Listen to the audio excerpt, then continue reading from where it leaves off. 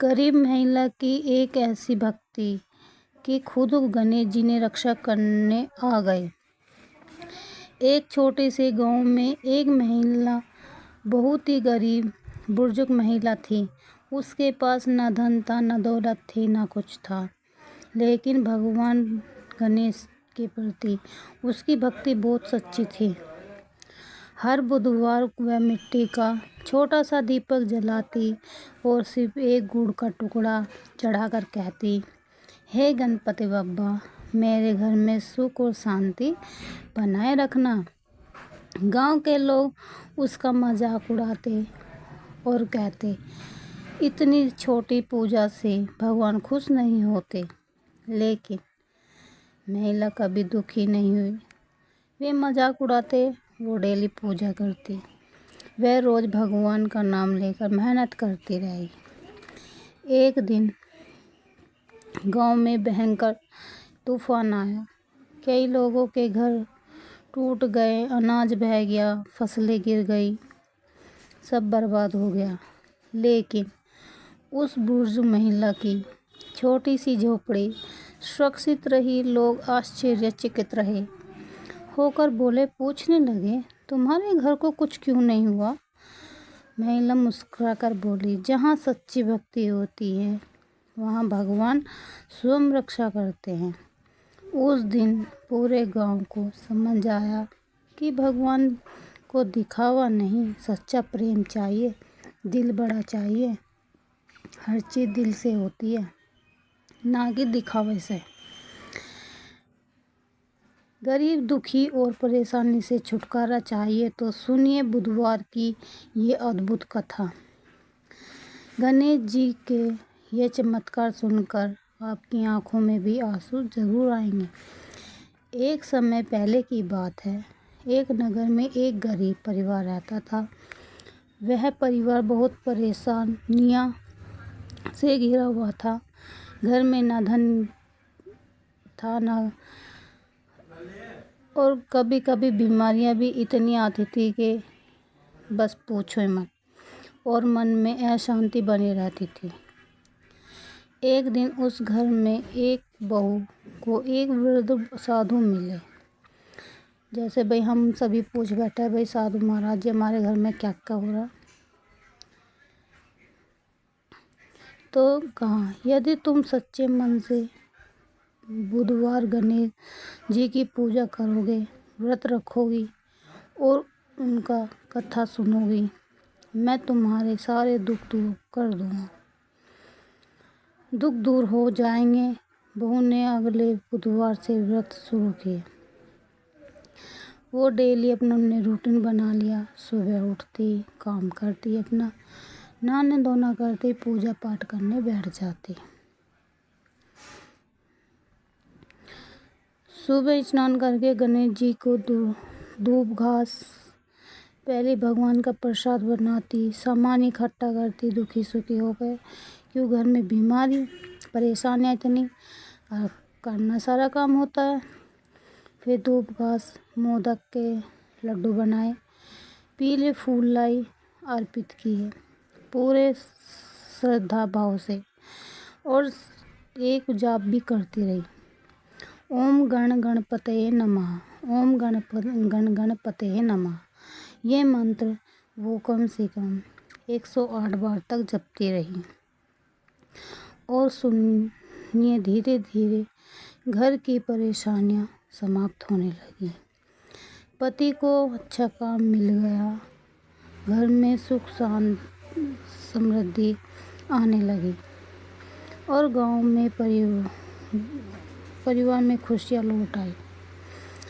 ये देखकर पूरा गांव नगर के लोग भी बुधवार का व्रत करने लगे। लेकिन उसी नगर में एक व्यक्ति साहूकार था, बहुत साहूकार था। उसने उसका मजाक उड़ाया। उसने कहा, इन व्रतों से कुछ नहीं होता, ये तो तुम सब ढोंगी करते हो। कुछ ही दिनों में उसका व्यापार भी ठप हो गया, बंद हो गया, नष्ट हो गया, बर्बाद हो गया। और जीवन में कठिनाइयाँ बढ़ने लगी, इतनी बढ़ गई के बहुत दुखी हुआ। तब से उसने अपनी गलती का एहसास हुआ। वह भी सच्चे मन में गणेश जी का स्मरण करने लग गया और बुधवार का व्रत रखने लगा। गणेश जी की पूजा करता रहा। फिर एक दिन गणेश जी की कृपा उस पे हो गई। जीवन से घर गया, जीवन में संकटों से घिर गया। तभी माना जाता है कि भक्त सच्चे मन से बुधवार का व्रत करे और गणेश जी का पूजा करे, उसके जीवन में गणेश जी सभी विघ्न होते हैं और सुख समृद्धि आती है। ओम गणपते नमः इस मंत्र का जाप करता रहा। गणेश जी सभी विघ्नों को दूर रखते हैं, बुद्धि, धन और सफलता का आशीर्वाद भी देते हैं। घर में सुख शांति बनी रहे इसका भी आशीर्वाद हमें देते हैं। मन की इच्छा पूरी होती है। एक दिन बूढ़ी माई थी, मिट्टी के गणेश जी की पूजा करती थी। उसने सोचा, रोज मैं मिट्टी के गणेश जी बनाती हूँ और ये गल जाते हैं। बराबर में एक सेठ का मकान बन रहा था। बुढ़िया बोली, पत्थर का गणेश बना दो। मिस्त्री बोले, अच्छा हम तेरे लिए पत्थर का गणेश बना दें। इतने में हम तेरा पत्थर का गणेश बनाएंगे, इतने में तुम अपनी दीवार छीन लेंगे। बुढ़िया माई बोली, राम करे तेरी दीवार ही टेढ़ी मेढ़ी हो जाए। तो अब उनकी दीवार सारा दिन होगा उन्हें छीनते वे दीवार छीनते, वो टेढ़ी मेढ़ी हो जाती और गिरा देते। मतलब कि उन्हें सुबह से लेकर शाम हो गई। इस तरह से करते करते सुबह से शाम हो गई। शाम को जब सेठ आया, उसने कहा, आज कुछ भी काम नहीं किया। वो कहने लगे, एक बूढ़ी माई आई थी, वो कह रही थी मेरे पत्थर के गणेश बना दो, हमने नहीं बनाए। तो वे उसे कहा, तुम्हारी दीवार टेढ़ी मेढ़ी हो जाएगी, तब से दीवार सीधी नहीं बन पा रही है, बनाते हैं और गिरा देते हैं। इतने ही सुनते सेठ का गुस्सा खोल पड़ा। तो सेठ ने पहले उन्हें सुनाया खूब डर के। उन्हें सुनाने के बाद में फिर उसने उस बूढ़ी माई को बुलवाया। उस बूढ़ी माई से पहले सारी बात सुनी। उसने सारी बात बताई कि मैंने इन्हें ऐसे ऐसे कहा था कि मेरा एक पत्थर का गणेश बनवा दो। अब मैं डेली पत्थर के मिट्टी के गणेश जी बनाती हूँ, वे गल जाते हैं और मैं डेली उनकी पूजा करती हूँ। मैंने सोचा इनसे बनवा लूँ। इन्होंने मुझे कर दिया मना। और फिर मैं इन्हें गुस्से में मैंने फिर नहीं कह दिया कि तुम्हारी दीवार टेढ़ी मेढ़ी हो जाए। फिर सेठ जी ने उस बूढ़ी माई के पैर पकड़े और क्षमा मांगे। ए अम्मा, मैं आपके सोने के गणेश जी बनवा दूंगा, लेकिन मेरी दीवार सीधी करवा दो। फिर उस बूढ़ी अम्मा ने कहा, जाओ हो जाएगी तुम्हारी सीधी दीवार। फिर उस सेठ ने उस बूढ़ी माई के गणेश जी सोने के बनवा कर दिए, दीवार सीधी कर दी। सेठ ने बुढ़िया को सोने के गणेश जी बनवा दिए। सेठ की दीवार सीधी हो गई।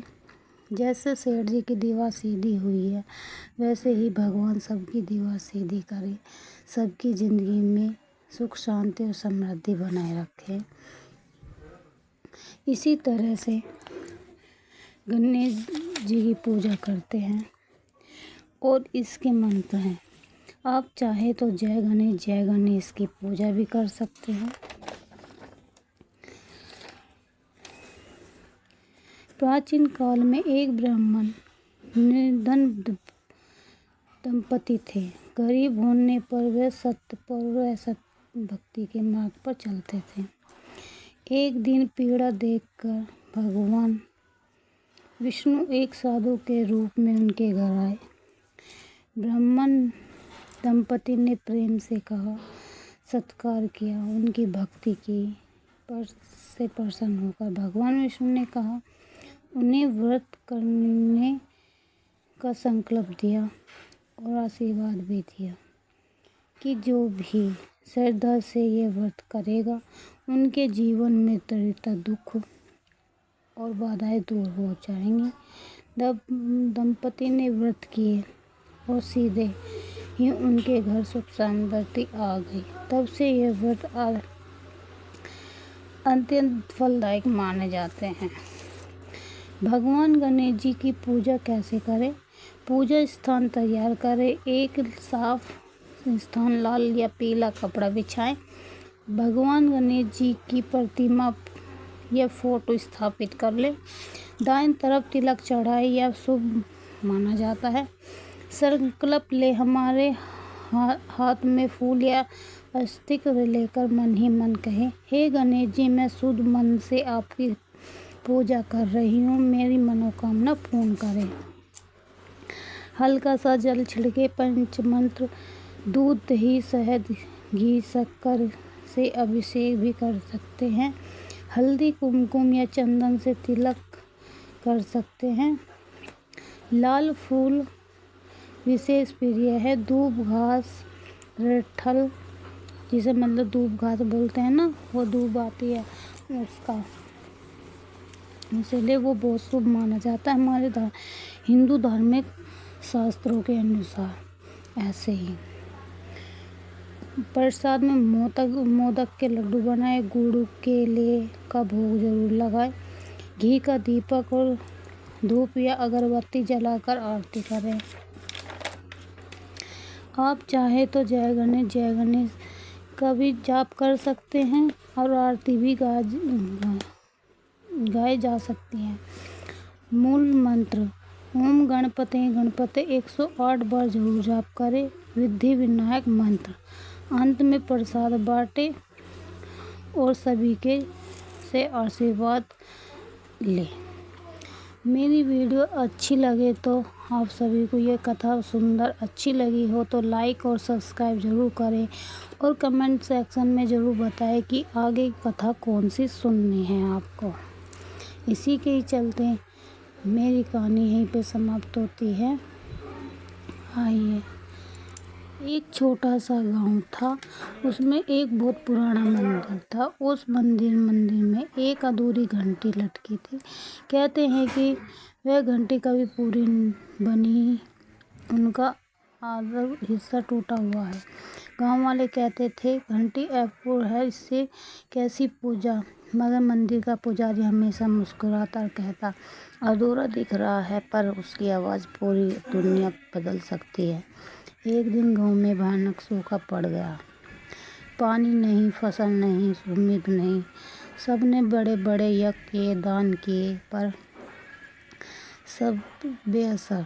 तभी पुजारी ने कहा, हमें अधूरी घंटी को बजाकर भगवान से विनती करनी चाहिए, क्योंकि भगवान गणेश जी अपनी ही परम शक्ति से ही कुछ कर सकते हैं। उनकी बात किसी ने नहीं मानी। फिर क्योंकि भगवान को पूर्ण लोग नहीं चाहिए, भगवान को तो सिर्फ एक सच्चा मन के प्रेम वाला ही भक्ति ही चाहिए। गांव वाले हंस पड़े। टूटी घंटी भी क्या कभी चमत्कार करेगी। लेकिन एक छोटी सी बच्ची, उसका नाम था आशा, आगे आई और उसने कहा, अगर मैं अधूरी हूँ और फिर भी मैं भगवान जो सुनते हैं, मैं घंटी भी उनको ज़रूर सुनाऊंगी। सब चुप हो गए। बच्ची ने अपने नन्हे हाथों से अधूरी घंटी बजाई और चमत्कार हुआ। पहली बार उस घंटी ऐसी आवाज़ निकली जो पूरे गांव में गूंज गई। धीमे धीमे बहुत गहरी दिल तक छू गई। उसी रात अचानक तेज वर्षा हुई। सूखा भी खत्म। धरती फिर से खिलखिला उठी। अधूरी होना दोष नहीं, दोष तो तब है जब हम खुद को बेकार समझ लेते हैं।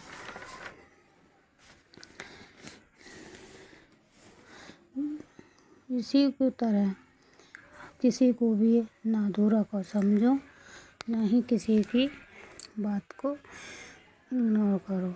ये कथा मेरी कैसी लगी कमेंट सेक्शन में ज़रूर बताना, और वीडियो अच्छी लगे तो लाइक और सब्सक्राइब और शेयर करना ना भूलें।